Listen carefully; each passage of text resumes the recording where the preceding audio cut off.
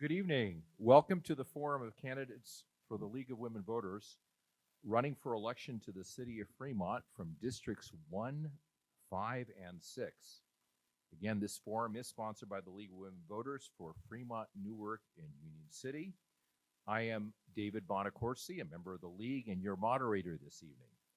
The League of Women Voters promotes political responsibility through informed and active participation of citizens in government. The League is nonpartisan, but we are political. We study issues that have potential governmental solutions and develop consensus positions. Once we have developed a position as an organization, we take action for positive change. However, and this is important, we never support or oppose any political party or candidate. We present this forum this evening as a service to the voters. Here are the ground rules. Please silence your cell phones during the forum. We do not allow any videotaping. Before this forum, we collected questions from the community and League members. Time constraints rarely allow us to ask every question submitted, so League volunteers will be sorting through any questions that you may have for live submissions to ensure that we get the most frequently asked questions and cover a variety of issues. The League members monitor the times, are seated facing you with a time card. A yellow card will signal 15 seconds to wrap up, and red means your time is up, and we really do ask you to honor it because we can't mute the mics, and so I've instructed her to be very, very vocal about that. Each candidate will be allowed 1.5 minutes to answer each question. Candidates, if you would like me to repeat a question, just ask. Do not feel obligated to use the entire time provided. The more precise your answer, and some of them may call for yes or no responses, we will be able to address more questions. After the first question, we will direct questions in a varied order so that the candidates will follow the same speaker. So as we did in a prior forum, wherever I'm going to start, I'm going to go to the next council member and start and go through the candidates. At the end of the forum, each candidate will be provided 2 minutes for a closing statement. Now, let's meet the candidates, and I'm going to go from my left to my right, and from District 1, we have Ranveer Sandhu. We have Teresa Kang, and we have Pravesh Kumar. From District 5, running for District 5, we have Yajing Zhang. From District 6, we have Teresa Cox and Raymond Liu. And now your first question is really in the form of an opening statement. So we're going to do you a favor. What qualities do you believe you have that qualifies you to be elected or re-elected to the city council? And we're going to begin with you, Mr. Sandhu, for 1.5 minutes. Okay. My name again is Ranveer Sandhu, running for District 1 Council. I believe the main traits for someone running in any government position should have honesty, integrity, and transparency throughout everything they do. So they should be speaking for the people, listening to the people. So I myself, as an attorney, have those higher qualities that are instilled upon me by the California State Bar. So I would expect my peers in city council to have those same types of traits. And if they don't, then there should be repercussions for it. Thank you. Teresa Kang. Thank you. Good evening, everyone. So my name is Teresa Kang. I am the current city council member serving District 1 since 2018. And I'm honored to be on this role, in this role, because I've been living in Fremont, the Tri-City area for the last 30 years or so. And so I went to high school in Newark, and I have a small business in Fremont in my district, actually. So I employ and work and live in Fremont with my 2 kids who are in the school district. And so, I have the experience in business management. And I also, I have 2 of my kids, both of them are on the spectrum, on the autism spectrum. So I know that the importance of making sure all of our families' different needs are being taken care of. And I'm a first-generation immigrant. I bring all of those experiences while having served on the council over the last 6 years, having the small businesses experience, as well as serving the community. I have the reputation of being really accessible. So I've been holding community meetings and listening to all different types of issues and feedback from the community. And you can find me in my restaurant pretty much 6 days a week at Milk and Honey Cafe. Thank you. Pravesh Kumar.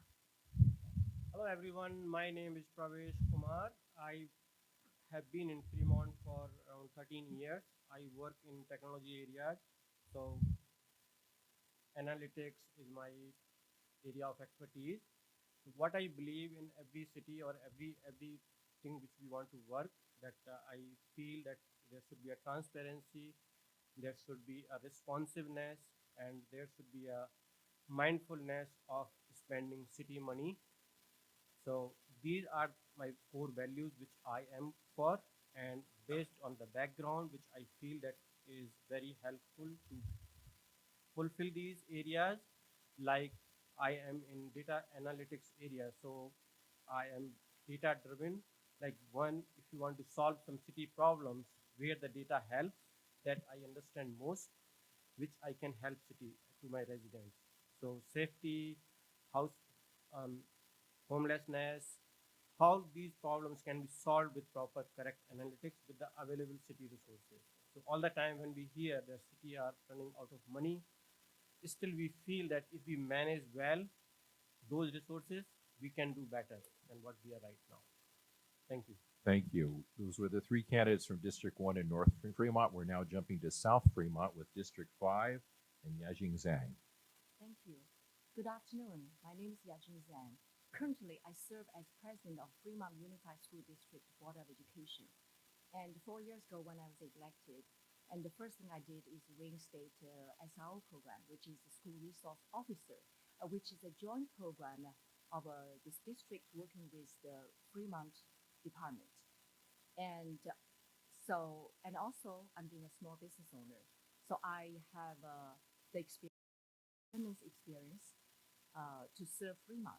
So going forward, I'm ready and willing to continue to serve Fremont at a broad level. And also, I'm a resident of Fremont for over 20 years.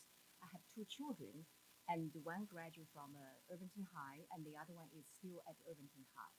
So I understand each citizen's, especially parents, their challenge and dreams for their children.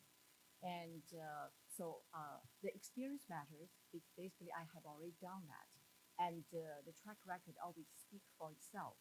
And I'm the only candidate in District 5 to be endorsed by Mercury News and also by the fire and police department.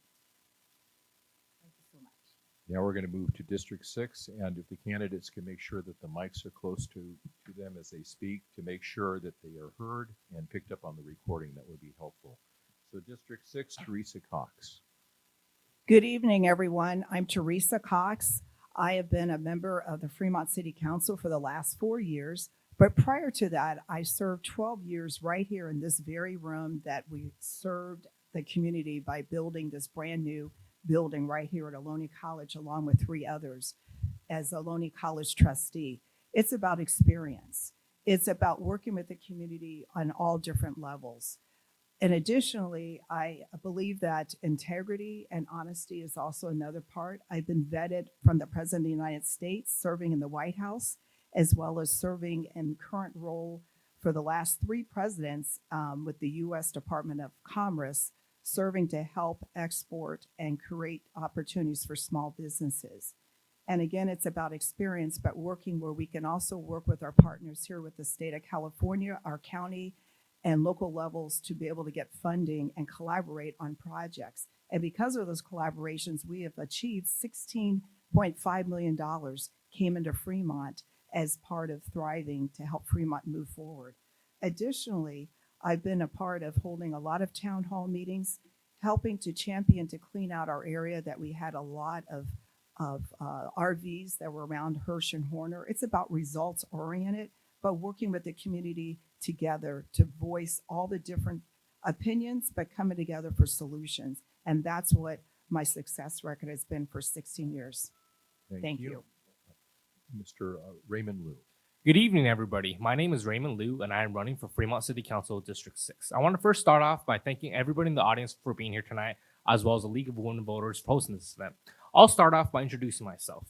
I've lived in Fremont for most of my life, and I am a proud product of Fremont's public education systems. I've attended Horner Junior High School, Irvington High School, as well as Ohlone College right here, where I graduated with 3 associate's degrees. I later then finished my education by transferring to UC Davis and obtaining my bachelor's. Fremont is my home, and it's played a big part in shaping who I am. And that's part of the reasons why I'm running. I wish to ensure that all residents of Fremont can have the same opportunities and successes that I have had.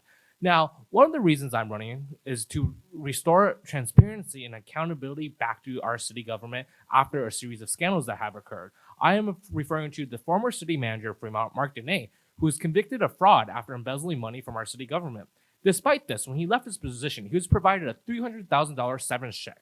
It's actions like these which deeply damages our community's trust in our local government, and it's time we bring integrity back to our city. I aim to hold our government accountable to the people it serves. Another major issue we face is the homelessness crisis. Now, I believe we need a balanced approach to respond to this very complex problem. Yes, we must have mental health services, addiction treatments, as well as affordable housing. However, we must also ensure laws are being enforced to keep our public spaces safe and open for everybody. Thank you. Before I ask the next question, I'm going to be reading a disclaimer from the League of Women Voters because for District 5, we only have one candidate out of the 3 that are running.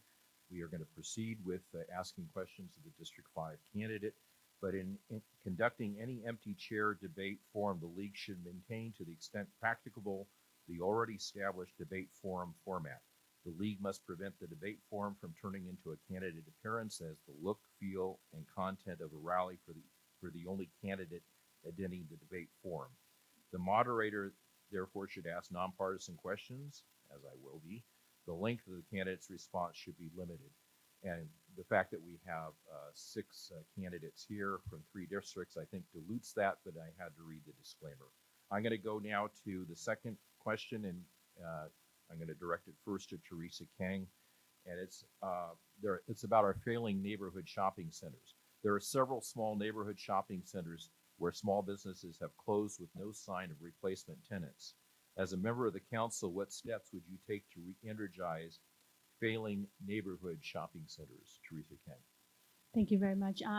It is a issue that's facing, not just our city, the state and nationwide, but it's a global issue because since the pandemic, people have relied hugely on e-commerce. They can have packages delivered to their home sometimes the same day, right? So, because of that, retail has been really difficult, and it's really hard. As I have a retail business myself, I have a restaurant in my district, and so I've actually partnered with the chamber. I've been a Fremont Chamber member.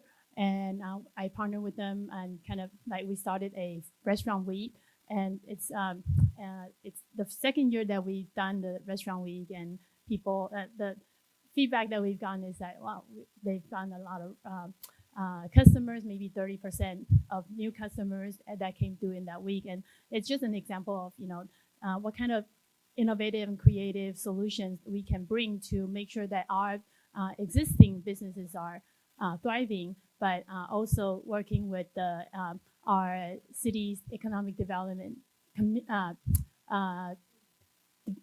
department to make sure that we're attracting new businesses to Fremont and providing the incentive and support they need to be able to establish their business. Thank you. District 1, Pravesh Kumar. Go ahead.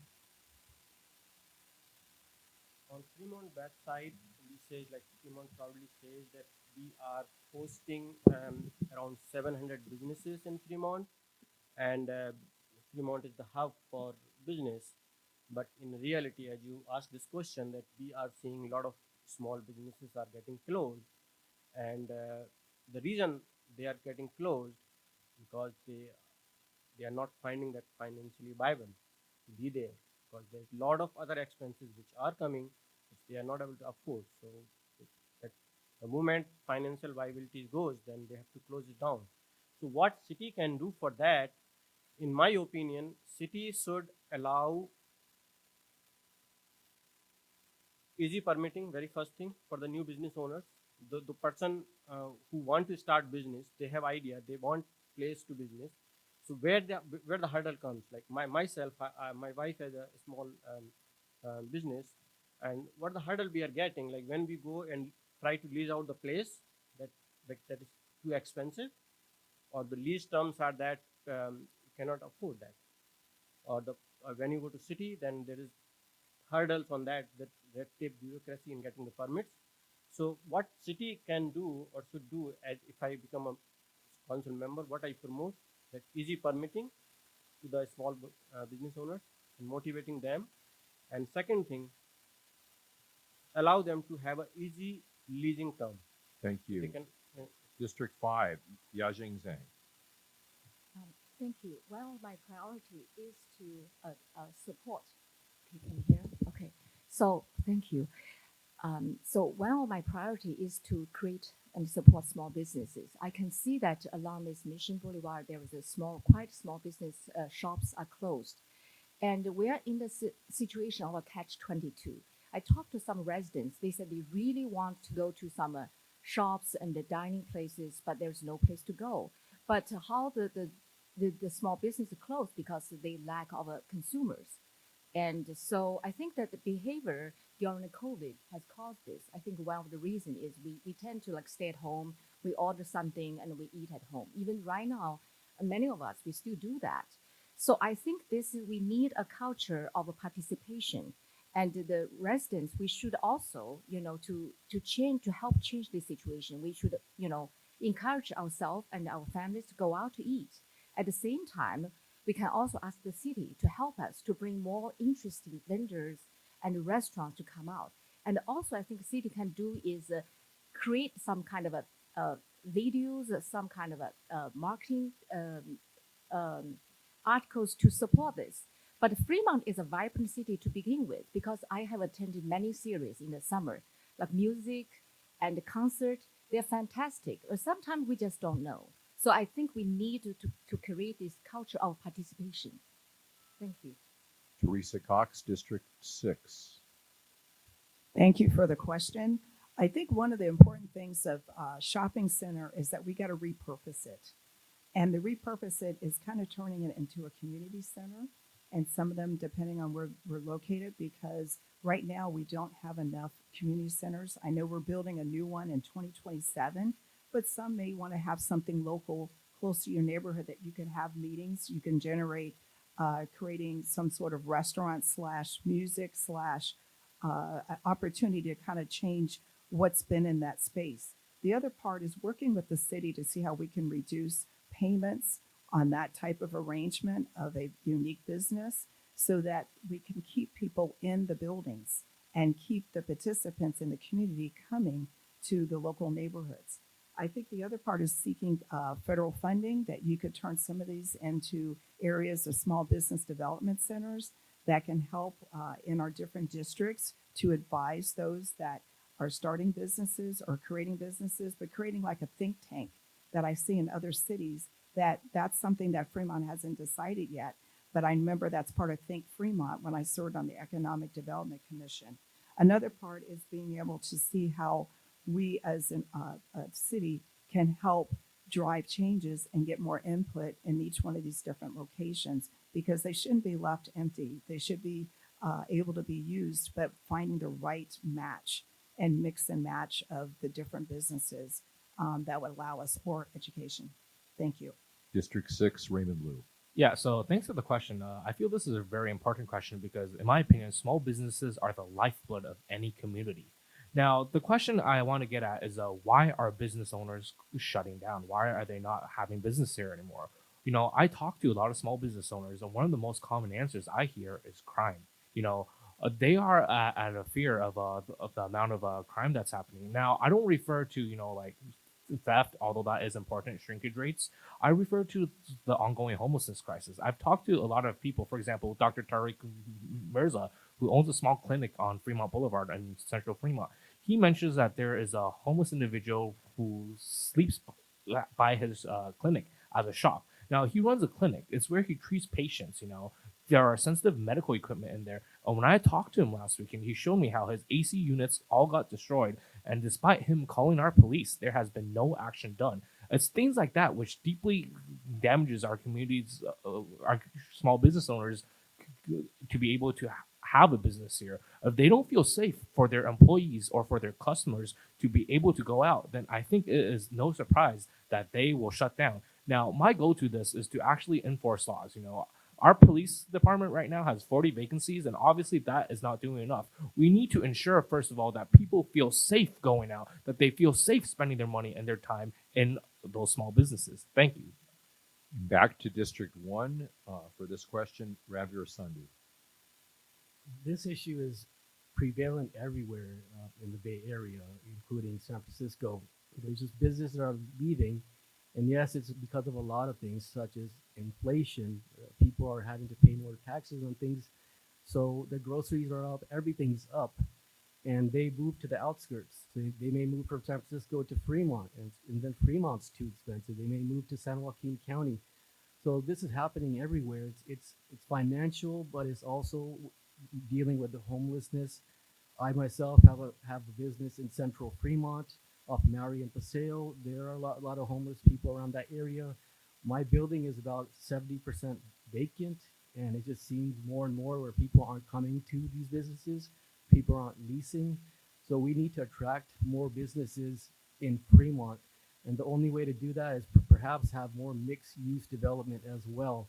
So we shouldn't just be building buildings everywhere and it's just for one thing, but for different types of things. So have coffee shops out there, have some entertainment, attract people. I know in Central Fremont, we were talking about having basically like a Santana Row in Central Fremont. They've been talking about that for decades, and now it's slowly starting to happen, but we need to do more. We need to have more tax incentives as well. We need to incentivize people to come here, and maybe we need to give some tax benefits to these people. Thank you. The next question is going to start with Bhavesh Kumar, and the question is our compassionate cities status. Prior councils have passed resolutions to be recognized as both a compassionate city and as a sanctuary city. What role does the city council have in reassuring Fremont residents, where more than half of our residents were born outside the United States, that Fremont will remain and thrive as a city that welcomes everyone? Mr. Kumar.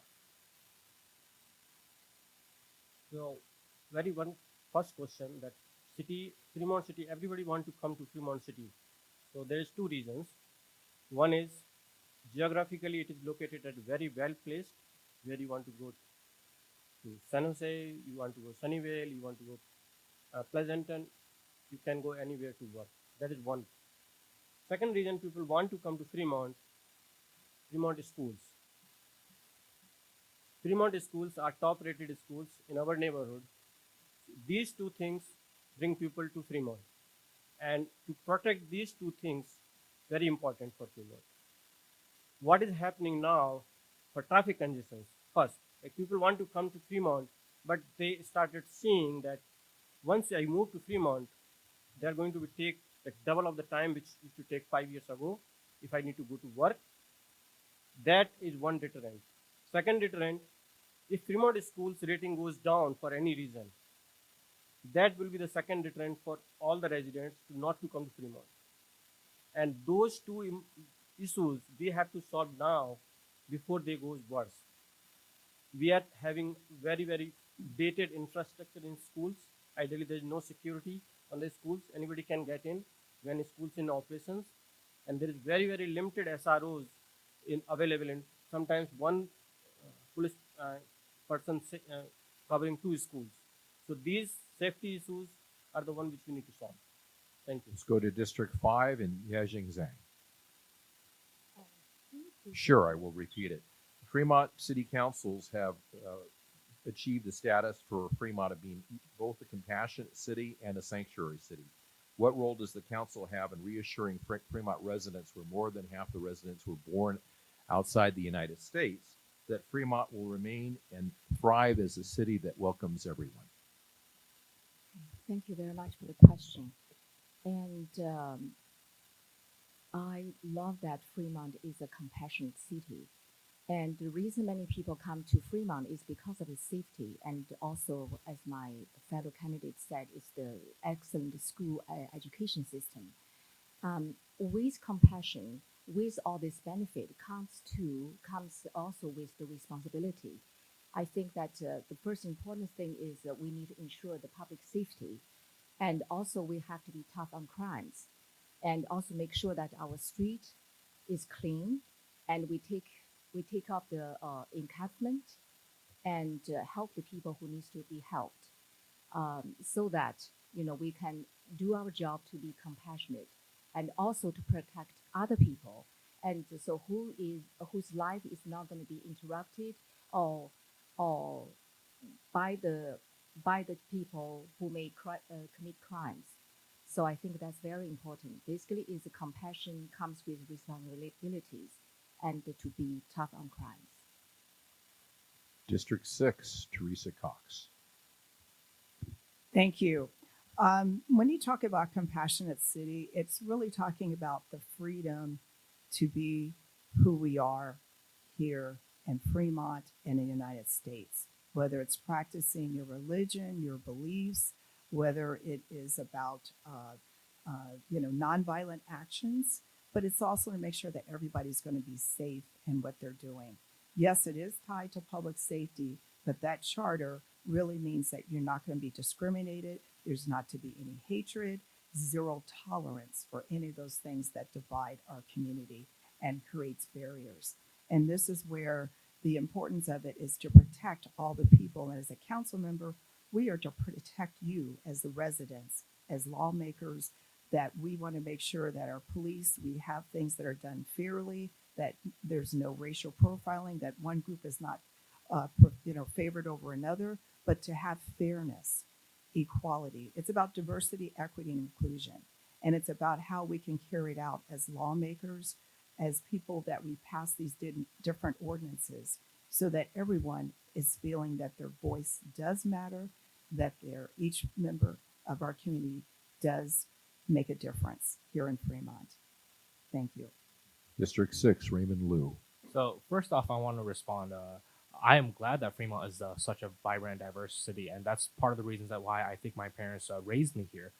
When I grew up going to the good public schools, as people have mentioned, it was nice to see diverse kids of all races, of all genders, and of just a diverse group of people.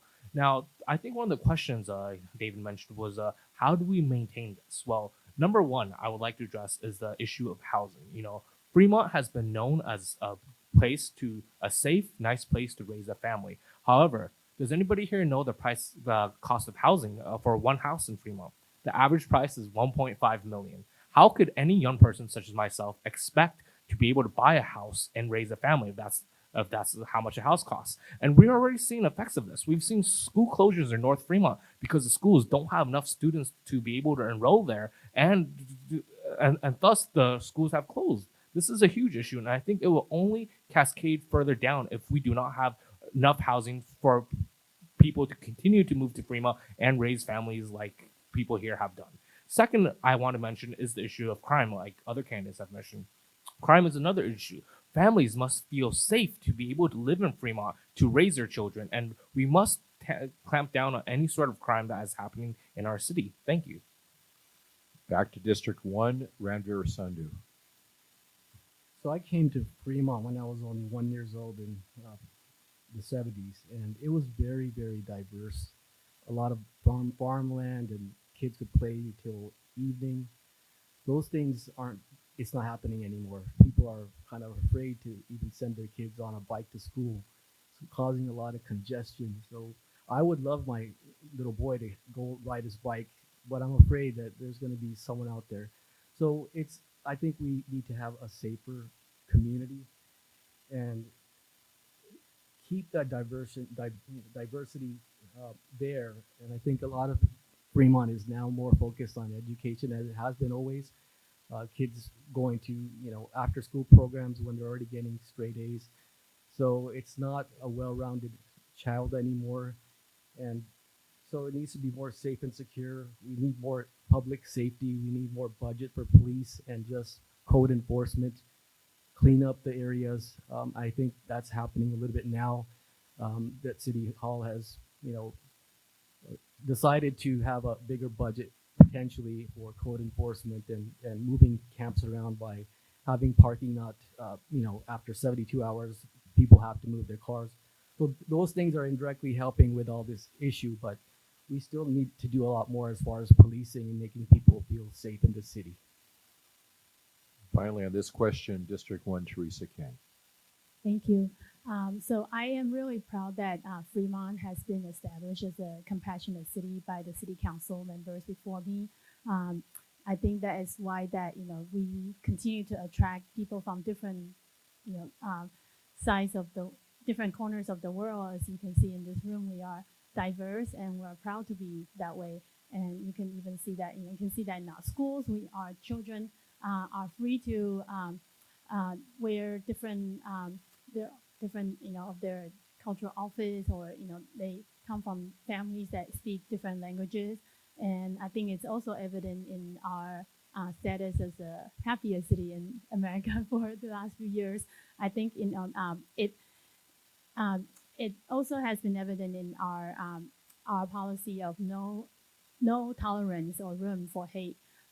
Even we have practices of different religions, and but we don't allow. Our police are keeping to continue to improve in that we are communicating with our communities. We hold these coffee with the cops so that the community members can feel safe interacting with our police. And we also are compassionate in our approach in dealing with homelessness, making sure that they have, we are responsible in our development, making sure that we have done our best in developing those affordable housing. Thank you very much. Thank you. The next question starts with District 5, Yajing Zhang. We have a district liaison committee between the school district and the city council. 2 members of the city council serve with 2 members of the school board, looking for ways to collaborate between our public schools and our city. Are there ways that the city has a role in greater collaboration with our schools, and if so, how? The city has a great role in collaborating with the district, and starting with SRO program, which is, as I said, is a joint program between the city and the district, and also it's to be jointly cover the expense. And right now that the SRO is a national winning program, I'm so proud of that, and the diligence of the policemen put into hours of training. And one policewoman said, because of this SRO role, and she fall in love, she fall in love into the role again. So that's very touching. And the other thing is, I think that safe route to school, and we work with city, and also in the summer we have STEM fairs, we have summer intern jobs, and I also think that we have sponsored jointly with Manufacture Day, which the city and the school collaborate and to lead students to tour the manufacturer, and so that we can jointly help and develop the workforce when kids graduate, if they don't want to go to the regular college. And those are just to name a few. And I'm thinking there is more ways we can do. And we also have a joint program with health and mental health program. And the families can go to the city service department to take Thank you. advantage of that. District 6, Teresa Cox.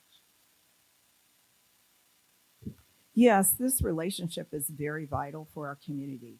When you talk about schools and you talk about Fremont and City Council, part of it is that the schools are connected to the families, to the students, and they see the examples of what's happening in our city by engaging in having, whether it's a summer internship fair to give students jobs. Over 200 jobs are given each summer through our Department of Recreation and Parks and Recreation. Part of that also is looking at how the students even partner with our police, that we have the school resource officers that are there at the dances, at the football games, basketball games. These are all part of the partnerships to keep our communities safe. Another part is that even as of today, partnering with Ohlone College, that we even had a manufacturing day over at Lamb Research, where the Ohlone students, through our economic development department of the city of Fremont, partnered with Lamb Research, which I used to work there, and partnered to have the students learn about manufacturing. So these are things that are living examples of successes of whether it's education, it's meeting the needs of the community. That's what the city of Fremont does in partnering with the school district. And it's about developing future leaders, whether they go into government or private industry, but they call Fremont their home. And that's what we're doing to enrich the lives and the quality of life for each one of the people that live here in our city. District 6, Raymond Liu. So thank you for the question. You know, as an alumnus of a school from the FUSD system, I think it's vitally important that the city council remains an active dialogue with the FUSD board. Now, I want to address that it's very important that we have leaders who are engaged and active in this adjustment. I was there at the joint meeting between the FUSD school board and the city council earlier this week, and I'm sad to say there were some missing city council members missing from that meeting. It is vital that we have people who are there and able to address students. There were students there from all the high schools in our district, and there were some people missing and not able to hear out the problems and the issues that high schoolers face. Now, there are a couple of ways I support being able to have further integration. Number one, like other people mentioned, is provide mental health services. Did you guys know that mental health serves as one of the biggest issues for students today? This is, of course, partly due to the pandemic, which has caused students a lot of stress that they continue to this day, and we must provide further help for them. Second of all, I wish to be able to partner up with local nonprofits to help students reach their service hours. Now, as a graduate of Irvington High School, we had to have a certain number of service hours to be able to graduate. And I talked to a lot of students today, and they don't know what to do for their services. So I propose a way to connect nonprofits to students to be able to help both of them, for the students to complete their services, as well as nonprofit leaders to be able to instill leadership in our students today. Thank you. Back to District 1 and Ranveer Sandhu. So yes, the city should be working in collaboration with the Fremont Unified School District. There's a lot of ways that we are doing that, working with nonprofits. There's a walk and roll program where kids are encouraged to ride their bikes or walk to school. I think that's a great type of a program, and that's where the city should also get involved with some funding as well. And then we have a program, non-profit called Zero Accidents. Not exactly named, not sure what the name is. It's for Zero Accidents, promoting no accidents in the city. So that's with bikes as well as cars. So we do need more crossing guards as well. So that's where the city can get involved and perhaps get nonprofits to do some of that work as well. So there used to be school buses. I know when I went to school, there used to be a school bus to go to school, but now we have all this traffic because people have to drop off their kids, and very few are actually riding their bikes to school or walking. I've noticed that it's a traffic jam just to go 1 mile. So the funding stop for those schools, the buses, and I would promote having at least some buses back on the system. And if that's not possible, at least get people to pay for some of it or all of it if the city is not able to help with that. So just the budget and safety is a big issue, and we need a better traffic control. Again, that's with the bikes. People want to go to bike school. Teresa Kang, District 1. Thank you. So I've been honored to serve on the school district and city council liaison committee the last 6 years, and Safe Route to School is one of the programs that, where we work closely with the school. We're there during the International Walk and Roll Week that happened earlier this week. that we can learn from the schools what are the places that we need to improve to make sure that to improve the safety of the students walking to school, and we prioritize in making sure that those are happening. And do the advocacy of the liaison committee the last few years. Before COVID, we already were working on mental health program for the students, and we saw the importance of that. With COVID, there's close to 30% of our youth under 35 suffering from mental health issues. So we were able to work with the city, the school district, and the county, getting the funding from the county to making sure that each of our schools, both in high school, junior high, and even elementary school, have those mental health program and resources available to the students. So we're very proud of our work there. Thank you. And finally, for this question, Pravesh Kumar. Role of city and school, that is very crucial for any society to succeed. Fremont schools and city both are not built just yesterday. They are there for many years. What is happening currently, there's not enough motivation between these two organizations. The city, the role city has, like providing SRO services, like city school has to pay half of that cost. But city can forgive that, and city as a city can provide that services without charging anything to schools. That will give some money, extra money to city and to schools to spend that on education. One thing. Second thing, city keeps saying about the safe route to school, but they are never building. So as a council member, I would like to give that priority that these two organizations work in collision and then in the benefit of the Fremont residents. So they are working to do the things happening, see the things are happening, rather than just putting on the agenda and then they never happen. So that is one thing. Just example, if I say, if we are successfully build that safe route to school, all the traffic congestions will go. In morning, which we see all that parents are just lining up because they want to drop their kids on time, and that creates too much traffic congestion. If we have safe route to school, kids can bike or walk without any parents worry about that they are not safe. So that can solve your problem. Thank you. We're going to go to District 6 and Teresa Cox. I'm going to start integrating some excellent audience questions here. What steps can Fremont take to combat and respond to the climate crisis?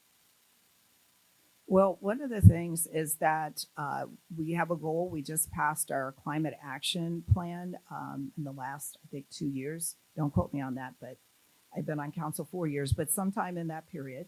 And part of it is that how we're going to do electrification. Part of that is how we are going to purchase electrical vehicles for our Fremont police and for our other departments that utilize vehicles, and they'll be electric. In addition, you got to also have the support of the charging stations and the ports to go along with it. And so that's one way that we're striving to be able to meet our climate action. Another part is some of our buildings now are getting roof replacements, and with the roof replacement, they're also doing the air conditioning units that are getting rid of no freon being used, and that is environmentally friendly for what we're doing with the city. But also how we're going to sort out the garbage, the recycling, all those type of things that we're trying to bring services to help us manage that better for all the residents in our area.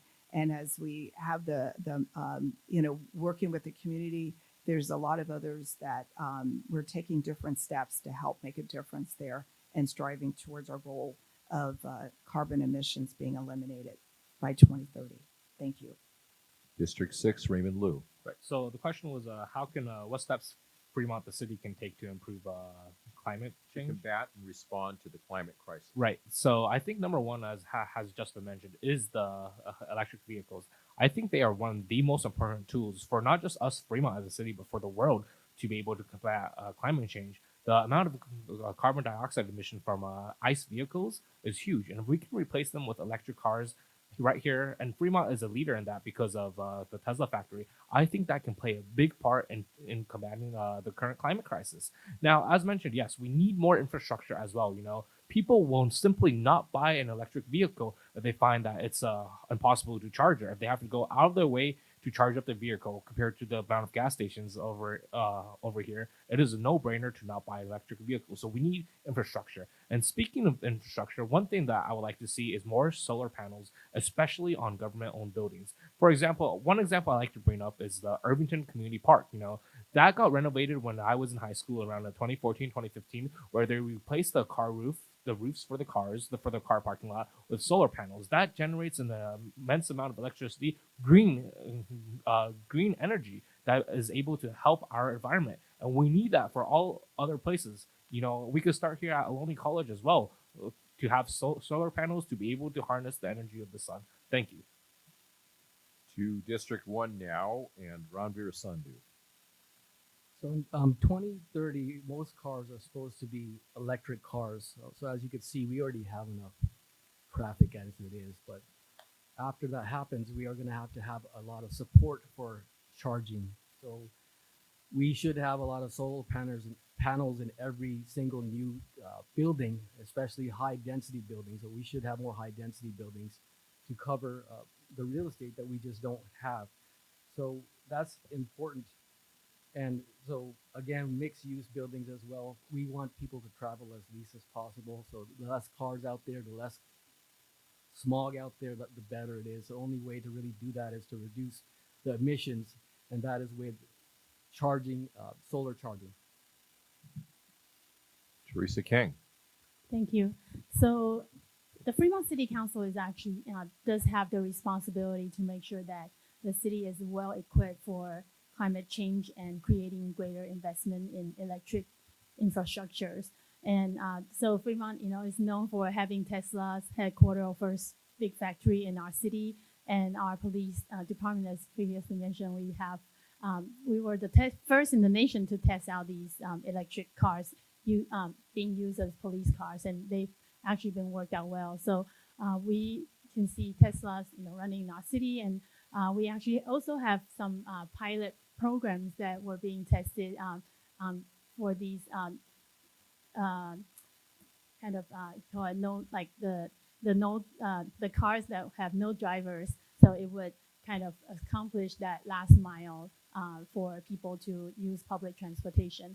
And in our building as well, we are building these transit. We're encouraging and the transit oriented buildings so that the new residents are able to live close to transit, such as the 1 or 2 bar stations that we have in our city, and one more coming up in the Warm Springs.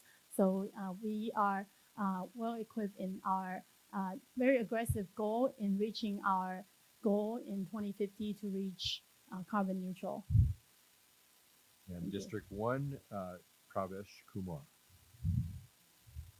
So for climate crisis, I feel city has to take some little ownership on that. You guys might have heard about the thousands of fishes dying on Lake Elizabeth. And if you see that whole story, that city was kind of wiping his hand that we are not responsible for that. So I feel that city should take little responsibility and act on that, and that give the responsibility that you are really thinking about the climate crisis. Running EV vehicles in city, like one Tesla, if you see how much it costs, is it how many people can afford that? So think about that. So are we giving enough incentives to buy that car? Do we have enough infrastructure for that? Second, very easy low-hanging things, that if we can provide enough incentives to have the solar on every house in Fremont, that will be big win for climate crisis. We easily can achieve that thing by giving incentives for all the residents. If they install solar, they will be getting X amount of credit on their tax rebates. So these few things, which if city can take that responsibility, I feel that we can make difference. Thank you. Moving to District 5, Yajing Zhang. I think first, city has to invest in the infrastructure, and I think the city has already been doing that. And also, I think we need to emphasize on reduce, recycle, and reuse the program. from the FUSD, and we already encourage students and to teach them how to which would goes to recycle bin, which go to the trash, which go into I think the greens. So that would save a lot of the green energy, and also I think that we can also promote this practice at the business practice, like restaurants and vendors, and because I think that the airport has already done a very good job in recycling those things. One time use is kind of a, you rarely see that. And another one I would see is the transportation. We can also ensure that people can get on the public transportation, and make them too easy to bike and walk to where they to the school or where they work, and also for entertainment, go to the parks, and all these factors played in to reduce the carbon oxide emission. Now, for the next question, we're going to go to District 6 and Raymond Liu. And starting off as the first responder to this question, what plans would you support to build more very low income housing in Fremont? So thanks for the question. As I mentioned earlier, low income housing and more housing in general is crucial to be able to for families here to be able to afford and raise a family like so many of you guys and my family has done. Now, one of the issues I'd like to address is the city council's current approach to affordable housing. So for those of you that don't know, Fremont utilizes something called in lieu fees to be able to, for developers. So that means while the city mandates developers to build new housing, they allow developers to pay a fee in lieu of actually building the housing. And without surprise, most developers, if not all, choose to pay the fee instead. Now, Fremont has one of the highest fees, which is I think almost $50 per square foot. Now, to me, this really doesn't make sense. We are adding another layer of bureaucracy. We are essentially taxing developers and using that money that we get from them for the city to make affordable housing. My goal is to cut out the middleman. We just need to make developers build more affordable housing. There doesn't need to be this extra layer of games being played. That's number one. If we have developers actually building affordable housing, then we'll have affordable housing. To me, it's simple as what the city has currently is new housing becomes more expensive because developers have to pay up to $50 per square foot. And the end result is we get more expensive housing and we do not get affordable housing at all. My goal is to change that. Thank you. Now to District 1, Ramvir Sandhu. Can you please repeat the question? Sure. What plans would you support to build more very low income housing in Fremont? So I would try to give more tax incentives to builders, and we need some more incentive programs for people to build. So we should be working with the developers and speak with them and how they could come into our city and build low income housing. So we also need to have proper zoning, and we shouldn't just be building anywhere. It seems like we are building wherever there's a plot of land. I mean, I've seen this land that's been there 30, 40 years, and now we have 3-story buildings, but with no proper plan in place, we should have mixed-use development. So that's really not happening. It doesn't make our city more pleasant to be in, where sometimes there's not even any coffee shops out there or entertainment, which is a common theme in Fremont. So we need denser and smaller buildings, and they need to be more affordable. So we need to work with those developers, and we need proper public transportation, more routes out there. There are main routes, but we also should have additional routes, and not just work with AC Transit, but maybe other providers out there as well that can help out with public transportation. So the less traffic out there would be the better for even low-income housing. Give them vouchers to travel as well. And again, it's a bit away from major traffic areas is where we should be building. District 1, Teresa Kang. Thank you. So currently, there are two ways the developers or builders can build or help build low-income housing or very low-income housing. One is the in lieu fee. The other one is build them as part of their project. And sometimes it doesn't, make sense for them to build it on their as part of their project, if they are building single-family homes, which would, provide very few units being available. So the city actually has been partnering with nonprofit organizations that specialize in building low-income housing, such as Abode and Habitat for Humanity, that have been the last few years building quite a few units in our city. So we're very proud of our accomplishment there. But at the same time, we also need to make sure that the permitting process for the low-income and very low-income housing can be speedier, because it could take a couple of years for everything to come through. But making sure that the sooner, because we're pretty much racing with time every time there's these building projects, and the longer it takes, the more expensive it gets for them to build. So I think we should allow kind of a easier process for them to make these projects happen. Thank you. Pravesh Kumar. On my take for this, I will take that we would need to have this housing to keep cost low in the smaller units. And to have a smaller units, you can have in a smaller place, you can have more units, and that will bring your price down. So that is one thing which I will suggest. And another thing which I would like to do, that not only low cost, low income housing, I will prefer low cost housing as well, because there are several residents in Fremont who do not qualify for low income affordable housing, but they do live in Fremont, but they cannot afford this 1.5 million house. Why they cannot afford this 1.5 million house at very first time? Why it became 1.5 million? Because city is charging more fees from builders to build those houses. So of course, builders are doing that business to stay in business. They are not doing it for charity. So if we can bring down that cost down, that means more people can afford that house, who are not coming in the net where they can affordable housing. So that piece, I will say that bring the low cost housing, and then low income housing, smaller units for more people. Thank you. Thank you. Now to District 5, Yajing Zhang.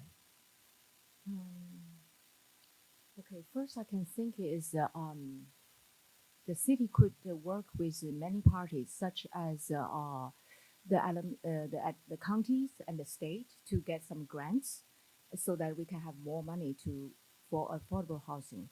And the second, I think that just work very closely with the affordable housing builders, because after all, they know the affordable housing the best, so that they are the expert to see where is the shortcut.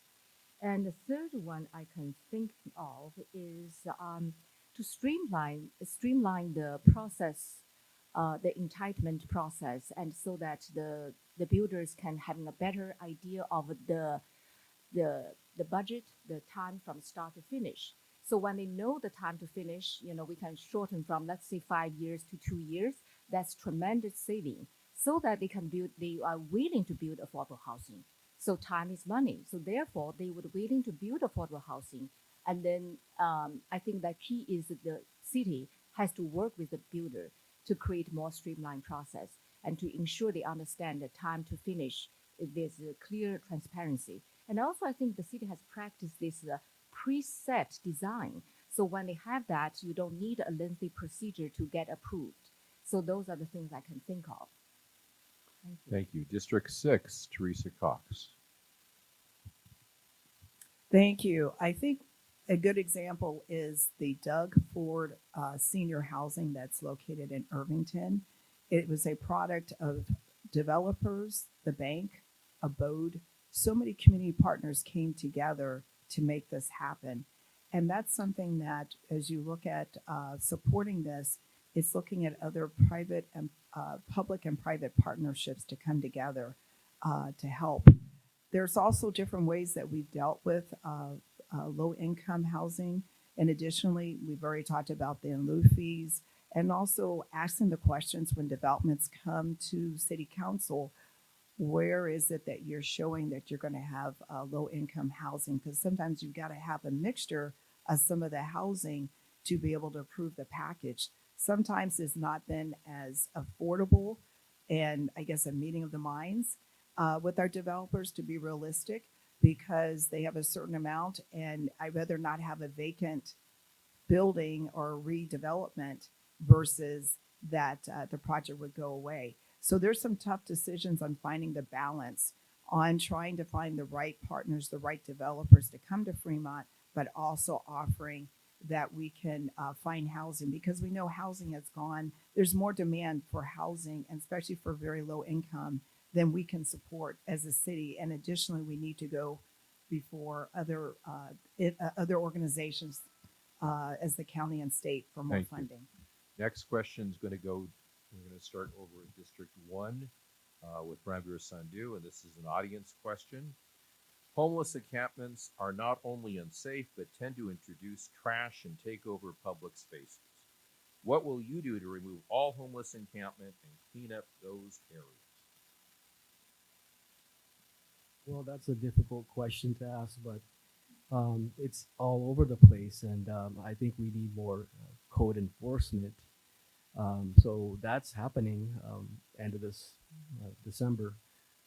There will be more code enforcement for parking. So cars can't just park for over 74 hours and just stay there. Now they have to start moving. So if they're moving, there's less encampments because they got to keep moving around. Also, these bigger buildings, I should say these bigger trucks, a lot of people have these big RVs. So those RVs have to move as well in 72 hours. So then they have to move at least 1,000 feet away. So that's going to be a hassle for a lot of homeless people. But we can't just do a temporary fix. We need to actually help these people. So try to get people into safe buildings and try to give them at least some temporary housing. Try to give them all the therapy they need. So a lot of people that are homeless, they're not dangerous per se. They just need help. And that's the issue here, is they're not getting any help. We're just trying to move people around and not give them any kind of therapy or anything like that. So at this last city council meeting, a lot of people were talking about 5150, which is just trying to get people held for a certain period of time and give them therapy, and that's not happening. So we need to do a lot more for our homeless. District 1, Teresa King. Thank you for this question. I know that it has been an issue shared, not just by Fremont, but our surrounding cities and in California overall. But in Fremont, where our hands had been tied, not being able to remove or kick people out if we don't offer them a alternative housing option. But oftentimes even when we did offer them a housing voucher, people don't have to take it or refuse to go, because when they go to the navigation center that we built, for example, there's no privacy for them. But during COVID, everyone was moved to the hotels because there were funding for them, and the hotels were not being used by visitors, and they were kind of forced, but also because of the hotel rooms offer privacy. But now with the Grand Pass ruling, people are not allowed to park whether they're RV or have the encampments outside for over 72 hours. So we're able to make sure that people because when they're camping outside or in their RVs, it's not only a public safety hazard, but also it's not living in great conditions. So we need to continue to work with our county and state and federal levels to make sure that we have the not only temporary housing available, but also programs that can help them get the resources. Thank you. District 1, Pravesh Kumar. To solve this problem, this is not easy problem. If you remove people from one place, encampment, if you remove from one place, next week they will go to another place. If you are not solving their actual problem, why they are out. So, in my opinion, city has to work with more and more with non-profits. How we can shelter them? Like we have one Tri-City shelter, like where they are housing. I do not know how many people they are housing, but we need to work more and more with such shelters, which they can provide more housing for those who are already on the road. So that is one thing. Second thing, that what is the way to bring them back to society? how we can do that and what we are doing that. So that will be the second action, so that they are not going back there. And you cannot provide shelter permanently. Even if you provide shelter, that is temporary.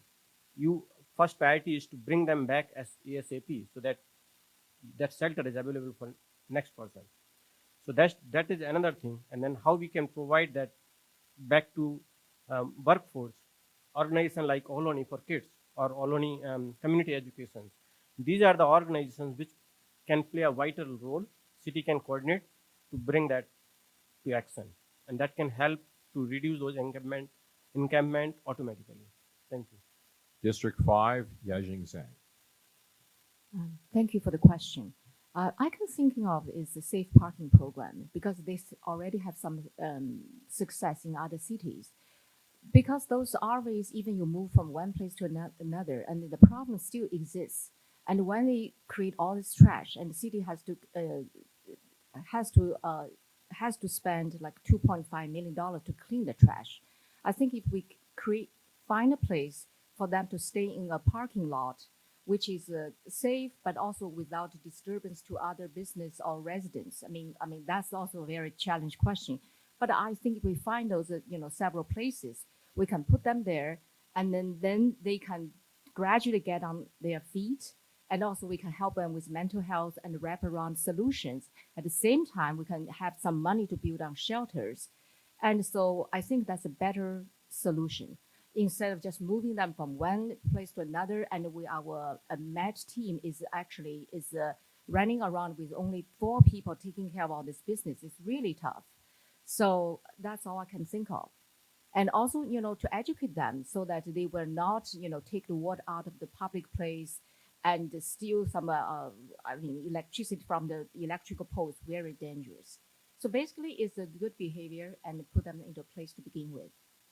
Thank you. Thank you. District 6, Teresa Cox. Thank you. I could talk about over the last year, I have partnered with our local schools, Hirsch and Horner, and we had 30 RVs that were on the streets right there in front of our schools. So students couldn't get out of the car to practice Vision Zero. They couldn't bike, they couldn't walk. And it took about 10 different meeting with over 50 people or more in my community to make sure that we had the voices. We worked with the principal, we worked with the staff. And additionally, also working with the city, that we had to work with our law enforcement, that my area was identified as one that had the most encampments and unsafe for our students.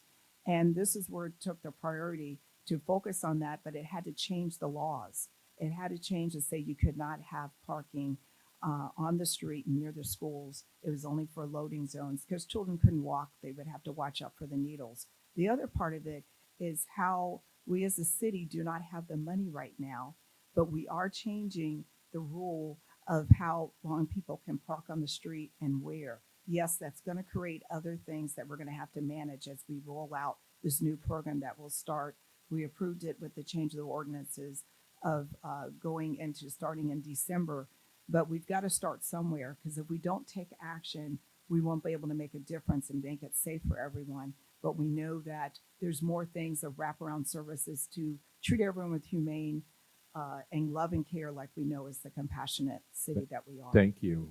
District 6, Mr. Liu. Yeah, so thank you for the question. I think we can all agree that the city's current approach has not been working. As mentioned, our district has the highest number of homeless encampments, and it's a shame because it was not like this when I was growing up, and it was not like this 4 years ago. Over the past 4 years, we've seen an increase in homelessness instead of a decrease. Now, I do recognize that this is a very complex issue, and this is thus why I offer we have a balanced approach to it. Yes, we must have compassion and to help those in need. However, we must also have accountability. Yes, we must provide mental health services, addiction treatment, as well as affordable housing to those who need it. However, we must also ensure laws are being enforced to keep all residents safe in our public spaces open for everyone. Criminal behaviors such as open drug use, petty theft, or littering should never be tolerated. Now, I want to address something that I was mentioned before, and that is the grants pass ruling, We've seen cities all not only all across America but across California as well begin enforcing laws. We've seen San Francisco and San Jose begin enforcing laws, and thus they are beginning to clean up their streets, and their streets are becoming safer now. My only question is, why has it taken Fremont so long to do this as well? Why have we not implemented what has been clearly working in other cities such as San Francisco and San Jose? What has been taking us so long? I promise when I get elected, that will be my number one priorities to make sure our city is truly safe and the happiest city in America. Thank you. Thank you. Because we're going to be having 2 minutes for closing statements, I'm telling the timekeeper and council candidates that this next answer is only 1 minute to make sure. Sorry. To make sure that we get through the program, and so could you answer this following question for 1 minute?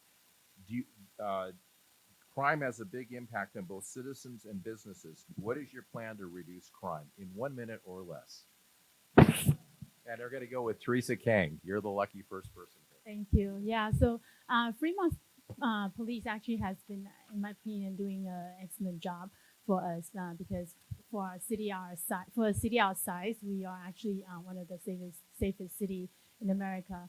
Of course, there will be different things happening at different times, but we are continuing to make sure that our citizens' voices are heard. And so one example that came out from our district over the last couple of years was the sideshows that we've been seeing. Because of the community meetings and communications that we held with the police department, we were able to establish a ordinance that prohibit sideshows, which was probably the first city in the county to do so. And now they're doing the sideshows in other cities, but not Fremont. So those are examples of how we can make sure our streets are safe and in our city, and continue to hear issues and concerns from our community. Thank you. Thank you, Pravesh Kumar. Can you please repeat the question? Yeah, what can you do to reduce crime in our cities? It's a big impact. What's your plan to reduce crime? To reduce the crime, I feel police can do better intelligent policing. Like Los Angeles police do this predictive policing. Have you heard this word? So predictive policing is based on the data analysis that where they are expecting crime, and there they start increasing more patrolling, and that reduce the crime drastically. So if that is the thing, if we can implement that in our city, that will impact the crime drastically. That will reduce our crime. Another thing, like if you see some small crime, just nab that crime at that level rather than before it becomes a big crime. So that will reduce city crime drastically. Thank you. District 5, Yajing Zhang. Okay. First, I want to fully support the policemen, and even though I know that we have a difficulty to hire policemen because the living standard is so high here. So I would think that we can provide some hiring bonus for the new policemen, and second, I think I would like to create a culture of caring. So the neighborhood should be watching out for each other, and we would report to the police. And also, we should promote more national night out and to encourage more people to hold national night out every year. And also, I see that policemen has many safety fair, and I attended one this Saturday. It was great. I'm proud that the police has, in Fremont, we have a very good relationship with the police. So, and then also it's tough on crime because the Proposition 36, which is on the ballot, say yes to Proposition 36. Thank you. District 6, Teresa Cox.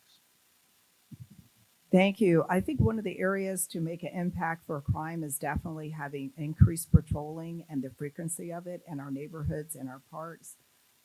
And businesses where everyone does their living. The other part is making sure that we do change our ordinances to allow us to be able to change how things may happen, and working with our law enforcement organizations like our sheriffs and our DA to change how we're going to work through the crime. and stiffer penalties. And like it was said, Proposition 36 is definitely something that is on everybody's mind to make a difference so we can get funding and other things to come back to our city. I have been hosting for the last 4 years the National Night Out to promote that do you know your neighbor?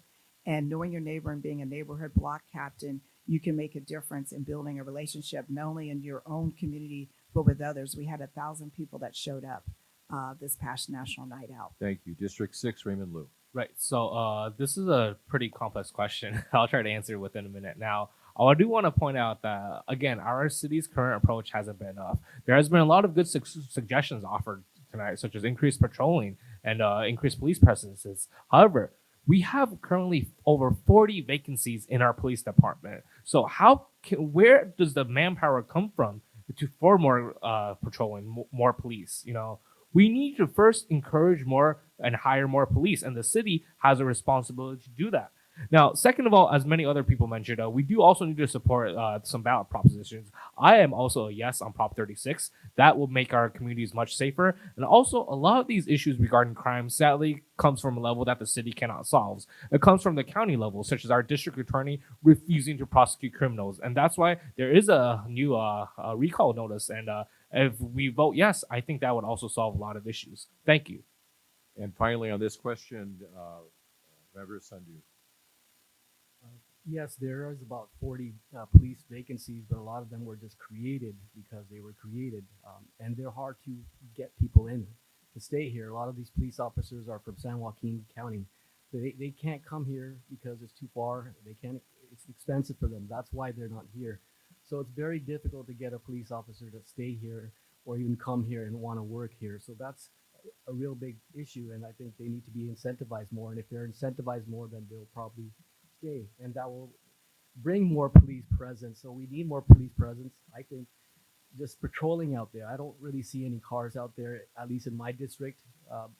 It's after the fact, after a crime has been done. That's when they're there, but they're not just patrolling the main cities. I don't see it. Thank you. Now we'll have our concluding comments up to 2 minutes. You don't need to use the entire 2 minutes, but Pravesh Kumar, your closing comments. Fremont has been a welcoming city for all immigrants, and I want it to be that way. We have great schools, great safety compared to other neighboring cities, but we are lacking in maintaining public safety. We always keep hearing daylight robbery, parking lot chain snitching. We need to do more small predictive policing to stop crime before they happen. We need to provide better services to our citizens, like more senior centers. We need to provide shelters for homeless people, and not only provide shelters, we need to bring them back to mainstream. Community colleges like Olney can play a vital role in educating them and training these people to bring them back to their workforce. We need to find an amicable solution to deter them if they are migrating from other cities to Fremont, because we cannot solve homeless without stopping it. We need to use power of volunteers, non-profit organizations for mutual benefits. Most non-profit do not need money. What they need, some support from the city and endorsement from the city. In area of small business, the city can do better by easing out hurdles on permitting. For affordable housing, the city should encourage house owners to build ADUs and give incentives to doing that. There is a lot to do, especially to solve traffic congestions, public safeties, making Fremont an affordable place for our first responders like police department. As your council member, I will not let you down. Thank you. Thank you. District 5, Yajing Zhang. Thank you. I'm ready and willing to move forward to serve Fremont as your city council. I have the experience as president of Fremont Unified School District Board of Education in regards of governance. I also have the experience as the 20 years of business owner. So with the critical thinking and extensive planning, and my priority is public safety, affordable housing, and build small business, and continue to support education at a bigger level. And all these are built with my experience, and I can hit the ground running from day one. And I am the only candidate being endorsed by Mercury News and by fire department and the police department. Public safety is important. I'm the first one, and to reinstate the SRO program. So my track record speaks for my action.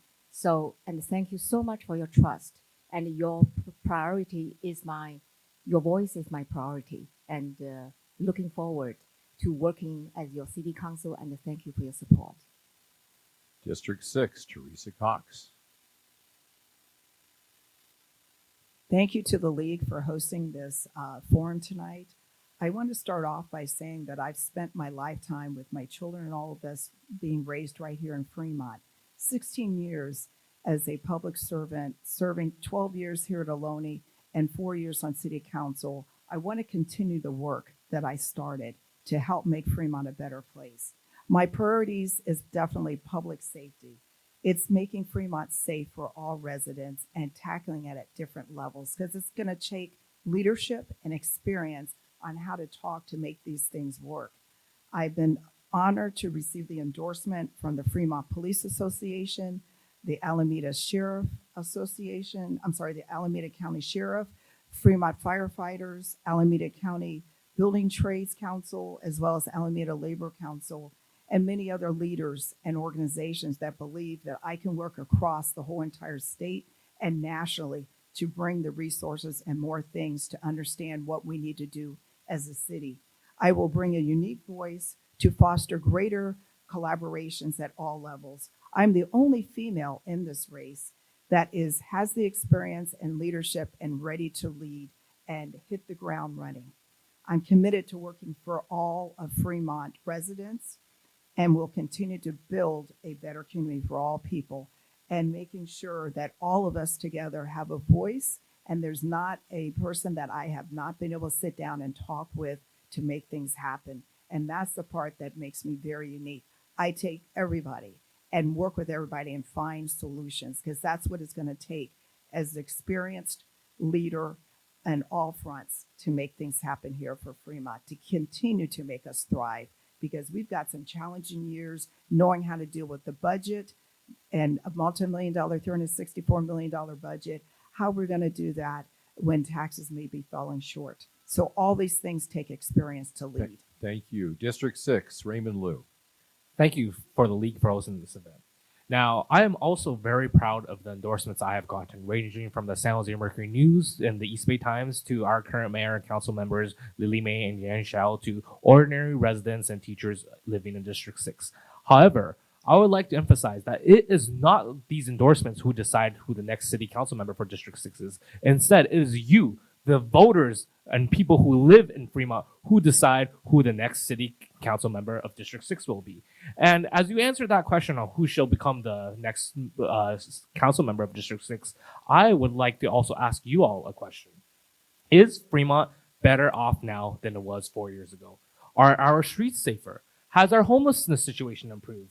Do you feel confident in the leadership after the corruption scandals you've seen?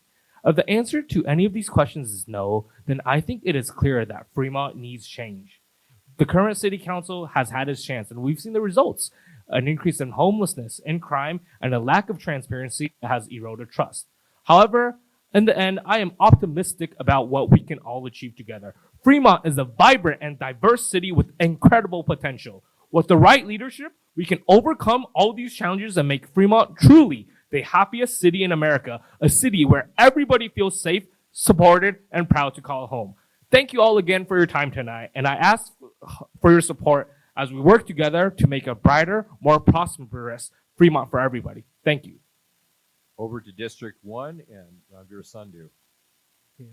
I've been in Fremont since 1975, and I'm proud to be here. I'm proud to own a business. I own an estate planning business in Central Fremont. As a business attorney, I represent several Fremont businesses and work with a diverse number of clients with real problems. I listen to people, I see their problems they face, and I help them through their challenges. Now that I've established my business, I have the time and I know I can effectively use my strong negotiation and communication skills as an attorney at City Hall. Having lived in Fremont for 40 plus years, I've seen the notable changes in the community, and I'm very disappointed with its transformation. I believe that many things could have been handled significantly better. Fremont may be the happiest city in the US, but you could ask all the homeless people. Many homeless people come to Fremont because it's safer. Without addressing the problems, as well as a public safety issue, we need a better budget with more police and code enforcement involved. Fremont may become one of the happiest cities with a homeless encampment, as mentioned by Councilmember Yang Xiao at this week's City Council meeting.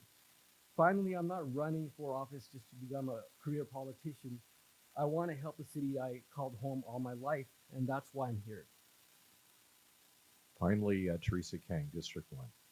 Thank you very much for the lead for hosting tonight's forum. I am very honored to have been serving on the Fremont City Council the last 6 years. And when in 2018, when Fremont first was becoming a district election city, my husband actually encouraged me to run because in North Fremont District 1, we didn't have any representation on the city council for the 12 years prior.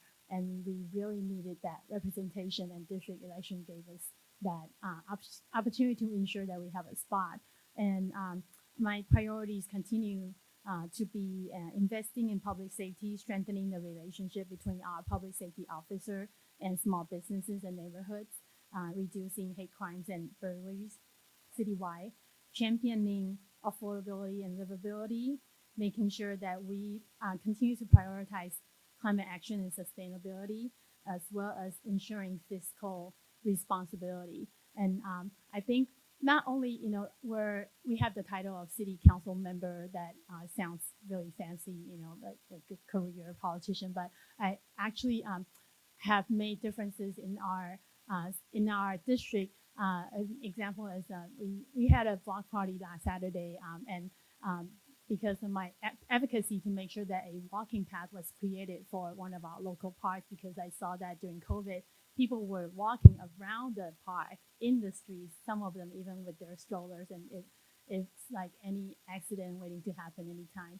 So I advocated to have a walking path in that park, and 2 years later, it's been done, and the park is much more usable. And some of the neighbors were saying, wow, they waited 50 years for this. And I talked to another neighbor who said that they waited 30 years. And I said, oh, your neighbors beat you by 20 years. But, they are so happy that the city is finally doing something in their neighborhood. And I think it's experience and differences like this. Thank you to each candidate for your participation tonight and for your willingness to run for office and serve our community.